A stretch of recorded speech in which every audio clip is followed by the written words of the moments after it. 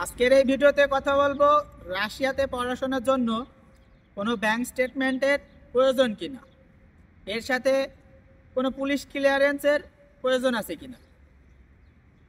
তো এক কথায় বললে রাশিয়াতে কোনো ব্যাংক স্টেটমেন্টের প্রয়োজন নাই, তবে আপনার ফ্যামিলির যেই পার্সন আপনাকে রাশিয়াতে লেখাপড়ার জন্য পাঠাচ্ছে এবং আপনার যত খরচ রাশিয়াতে লেখাপড়া কমপ্লিট করা পর্যন্ত আপনার যেই খরচটা যেই ব্যক্তি বহন করবে, সেটা হতে পারে আপনার ভাই, বাবা, মা, যে কেউ। যেই ব্যক্তিটা আপনার খরচটা বহন করবে তার ব্যাপারে আপনার কিছু বর্ণনা দেওয়া লাগে। ওইটাকে বলা হয় আপনার ফাইনান্সিয়াল এফিডেভিট, বা আপনি এটাও বলতে পারেন যে স্পন্সরশিপ লেটার।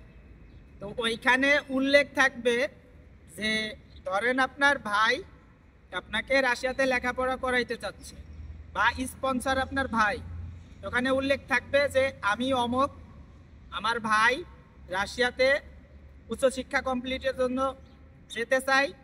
তো আমার পেশা এই, আমার মাসিক স্যালারি এই, আমি আমার ভাইয়ের সমস্ত খরচ রাশিয়াতে যাওয়া থেকে রাশিয়ার লেখাপড়া শেষ পর্যন্ত, ওর উচ্চশিক্ষা কমপ্লিট হওয়া পর্যন্ত যত টাকা লাগবে বা যত ফাইনান্সিয়াল সাপোর্ট লাগবে সব আমি বহন করব। তো আশা করি আপনার ব্যাংক স্টেটমেন্ট সম্পর্কে এটা আপনাদের বোঝাতে পেরেছি। এরপরে বলি পুলিশ ক্লিয়ারেন্স প্রয়োজন আছে কিনা।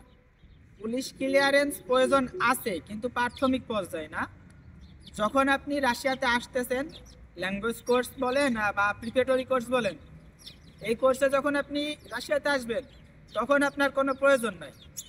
তবে যখন আপনি মেন প্রোগ্রামে ভর্তি হবেন তখন আপনার পুলিশ ক্লিয়ারেন্সটা প্রয়োজন, কারণ মেন প্রোগ্রামে ভর্তি হওয়ার পরেই আপনি টিআরপির জন্য অ্যাপ্লাই করতে পারবেন।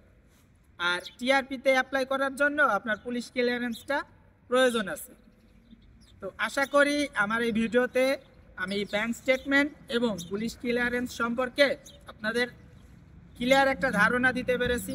ভিডিওতে ভুলভ্রান্তি হয়ে থাকতে পারে, সেটা ক্ষমার দৃষ্টিতে দেখবেন। দেখা হবে নতুন কোনো ভিডিওতে। সেই পর্যন্ত সবাই ভালো থাকবেন, আমার জন্য দোয়া করবেন। পাকা পাকা।